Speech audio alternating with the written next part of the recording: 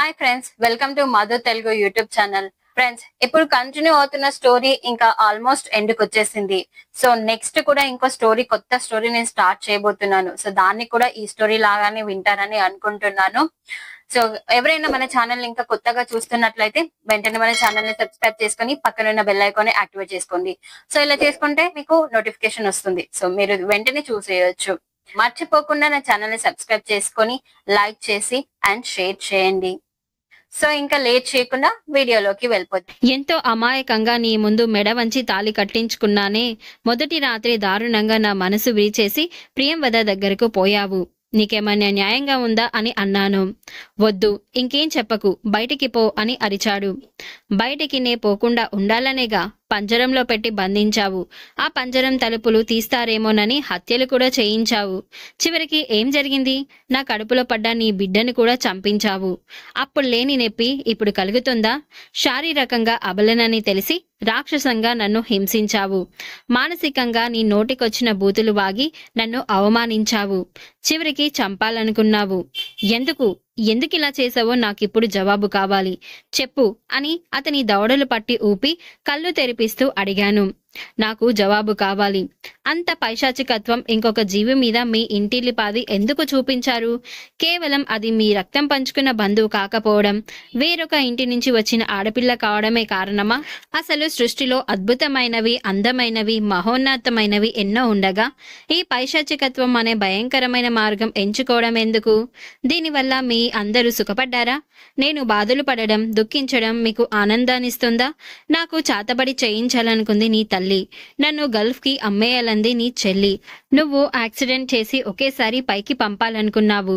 మీ అందరూ ఇంతగా నా మీద పగబట్టేంత తప్పు నేనేం చేశాను? ఈ పెళ్లి చేసుకోమని నేను ఏడిచానా? నువ్వు నీ జీవితం నీ ఇష్టం వచ్చినట్లు జీవించు. అందుకు ఇంకో జీవిని హింసించడం ఎందుకు? ఏమీ తెలియని అమాయకపు తూనీగల్ని పట్టి తాడు కట్టి అవి గిలగిలలాడుతుంటే కేరింతలు కొడతారు కొందరు. సీతాకోక చిలుకల అందాలు చూసి ఆనందించలేక రెక్కలు కత్తిరిస్తారు.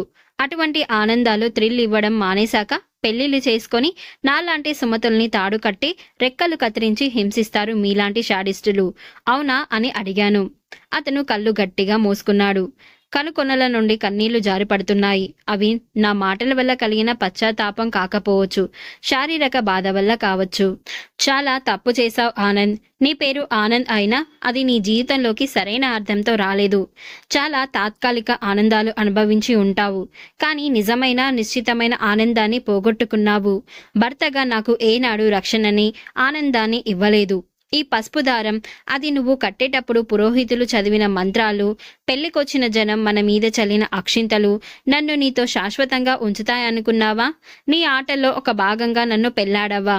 అయితే ఈ పెళ్లాటలో నువ్వు ఘోరంగా ఓడిపోయావు. వివాహం అనే పవిత్రమైన పిలుపుకి అర్థం తెలియకుండా దాన్ని నీ ఇష్టానికి అనుగుణంగా వాడుకొని మీ అవసరాలు తీర్చుకోవాలి అనుకున్నందుకు సర్వశాస్త్రాలు మిమ్మల్ని శపిస్తాయి. పెళ్లికి వచ్చిన ప్రతి సుమంగలి తాళిని తాకాక నన్ను చేరిన ఈ తాళి ప్రతి నిమిషం నువ్వు నా మీద చేసిన అత్యాచారానికి సాక్షిగా నిలిచింది. పురోహితుల మంత్రాలకి విలువ ఉంటే వారిచే శుద్ధి కాబడిన ఈ మాంగళ్యం నిన్ను క్షమించలేదు. అర్హత లేని నువ్వు భర్తగా నాతిచరామి అంటూ నన్ను పెళ్లాడి చెరబట్టి చెరిచి చంపాలనుకున్నందుకు ఆ పంచభూతాలు నిన్ను ఊరికే వదిలిపెట్టవు. నా చేతిలో పట్టుకున్న మంగళసూత్రాల వంక ఆనంద్ చాలా భయంగా చూశాడు. ఇది నీ పాలిటి శాపం, అందుకే ఇంకా మెడలో ఉంచుకున్నాను. సీత, సావిత్రి, సుమతి, అరుంధతి అంటూ పవిత్రల గొప్పదనం ఎందుకు చెప్తారో తెలుసా? వాళ్ళ తెలివితేటలు, శక్తియుక్తులే మొగుళ్ళని కాపాడాయి గనుక. అతను నా వైపు చూడలేనట్లు రెండు చేతిలో మొహాన్ని కప్పుకున్నాడు. అడుగుల చప్పుడైంది. సిస్టర్ తల మాత్రం లోపలికి పెట్టి ఇంకా పడుకోలేదా అని అంది. నిద్ర రావడం లేదంటే మా వారికి కథలు చెప్తున్నాను అని నవ్వి అన్నాను. వెరీ నైస్ ఆఫ్ యూ అని ఆమె నవ్వి వెళ్ళిపోయింది. నేను ఆనంద్ దగ్గరికి నడిచి అతని తల మీద చెయ్యేశాను. నేను నీ భార్యని, నేనేం చేసినా ఈ లోకం పట్టించుకోదు, నీ తల్లి తండ్రి కూడా అని సేవలు తప్పించుకోవడానికి భార్యనైన నా మీదే నిన్ను నిశ్చింతగా వదిలిపెట్టి పోయారు. నువ్విప్పుడు నా చేతిలో ఉన్నావు, పడుకో అన్నాను. అతను కళ్ళు గట్టిగా బిగించుకొని పడుకున్నాడు. అతనికి ఆ రాత్రి ఏ పెయిన్ కిల్లర్స్ నొప్పిని చంపలేవని నాకు తెలుసు. చంపకూడదు. హాస్పిటల్లో 20 రోజులు ఉండవలసి వచ్చింది. కరీం చేత రోజు క్యారేజ్ పంపించేవారు. ఒకనాడు కరీం చెప్పాడు, ఆ బాబుగారు మిమ్మల్ని ఫోన్ చేయమన్నారమ్మా అని. ఏ బాబు? అదే మీకు దెబ్బలు తగిలినప్పుడు హాస్పిటల్లో చేర్పించిన బాబు. మొన్న సాయంత్రం ఇంటికొచ్చారు అన్నాడు. ప్రదీప్ నా కోసం ఆదుర్ద పడుతున్నాడని తెలియగానే ఎంతో తృప్తిగా అనిపించింది. నా కోసం చెమరించే నయనాలు రెండున్నా చాలు అనుకున్నాను. ఆనందిని రోజు వాకింగ్ కోసం తీసుకెళ్తున్నాను. అలవాటు లేక క్రచెస్ పెట్టుకుంటే అతనికి చంకల కింద పుండు పడుతుంది. ఆసరాగా నా భుజం మీద అతని బరువు వేసుకోవాల్సి వస్తుంది. అలాంటి సమయంలో అతను నా కళ్ళలోకి చూడకుండా అభిజాత్యంగా వద్దు వద్దు అంటే నాకు నవ్వొస్తుంది. అదెంత బాధాకరమో నేను ఊహించగలను. పొగరు, అహంకారం, అతిశయం అన్నీ ఈ శరీరంలో ఆరోగ్యం ఉన్నంత వరకే అని మానవుడు అనుకోడు. మధ్యాహ్నం ప్రదీప్ సెల్కి ఫోన్ చేశాను. హలో. అతని గొంతు వినగానే కళ్ళల్లోంచి ఒక శక్తి బయలుదేరి ఒళ్ళంతా పాకిన ఫీలింగ్. ఎడారిలో ఉన్న జలప్రవాహంలో ఉన్న నేనున్నాననే తోడులా తీయనైన అనుభూతి. శరీరాలు పక్కల మీద ఒకదానిలో ఒకటి పెనవేసుకోవడం ఇంతకన్నా మధురంగా ఉంటుందంటే నేను నమ్మను. సుమతిని అన్నాను. హలో సుమతి, ఎలా ఉన్నావు? ఏం జరిగిందక్కడ? ఇంటికి చాలాసార్లు ఫోన్ చేశాను అని ఆదుర్దాగా అన్నాడు. ఆనందిని రేపు డిశ్చార్జ్ చేస్తారట అన్నాను. పతివ్రతలా సేవలు చేస్తున్నావా అని అతని స్వరంలో హేళన సాధారణంగా పలకదు. చాలా కోపం వచ్చినట్లుంది. హేళనగా అన్నాడు. కాదు, తీయగా శిక్షిస్తున్నాను అన్నాను. వద్దు, అయింది చాలు. ఆ మనిషిని క్షమించడానికి, కష్టాలు భరించడానికి కూడా హద్దుంది. వచ్చేయి అని అన్నాడు. ఎక్కడికి రాను ప్రదీప్ అని అడిగాను. నా దగ్గరికి అన్నాడు.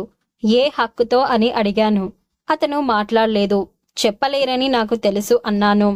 సుమతి, నీ కన్నీళ్లు తుడిచినప్పుడు, గమ్యం లేక దిక్కులు చూస్తున్నప్పుడు, నేను ఆశ్రయం ఇచ్చినప్పుడు, మాధవి చనిపోయినప్పుడు, ఆ ముష్కరుల బారి నుండి తప్పించినప్పుడు, చివరికి ప్రాణాపాయ స్థితిలో ఉన్న నిన్ను నా ఇంటికి తీసుకెళ్లి పెట్టుకున్నప్పుడు ఏ హక్కుతో ఇవన్నీ చేస్తున్నావు అని అడగలేదేం అని అన్నాడు. అవును, అతను నా ప్రతి కష్టంలో తోడయ్యాడు. నేను అతనికి ఒక్క సుఖంలో కూడా తోడియలేదు. కన్నీళ్లు కారి ఎదని తడుపుతుంటే ఎంతో హాయిగా అనిపించింది.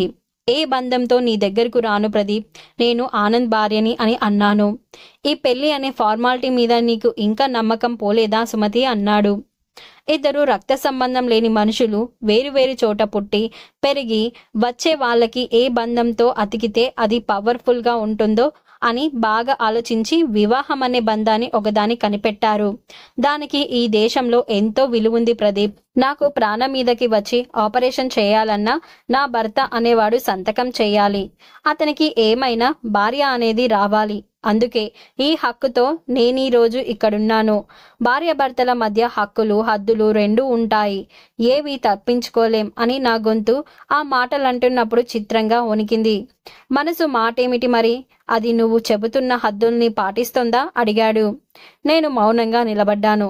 అతని వ్యంగ్యం ఎక్కడో తాకింది. Hello hello Sumathi, hello.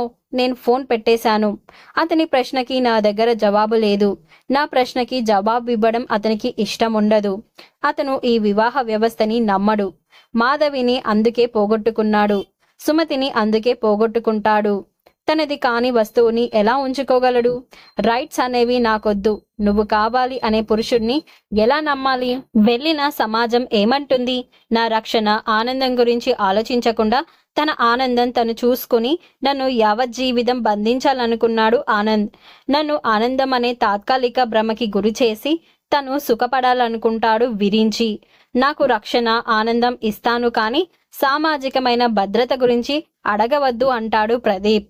ఇప్పుడు నా ముందున్న ఆప్షన్స్ 3. 1 స్వేచ్ఛ లేని సామాజిక భద్రత, 2 సామాజిక భద్రత పోగొట్టుకోకుండా రహస్య సుఖం, 3 సామాజిక భద్రత లేని స్వేచ్ఛ. లోకం నన్ను పొగడాలంటే మొదటి దానికే ఓటు వేసి వేలకి అన్నం తింటూ ఊపిరి పీలుస్తూ బ్రతికి ఉన్నాననిపిస్తూ ఇంకో 50-60 ఏళ్ళు అక్కడ దాసిగా పడుండి ప్రాణాలు వదలాలి. అదే ప్రదీప్తో వెళ్ళిపోతే, వెంటనే ఆలోచనల్ని ఆపేయకపోతే నా తల పగిలిపోతుందనిపించింది. ఎదురుగుండా కనిపిస్తున్న గుడిలోకి నడిచాను.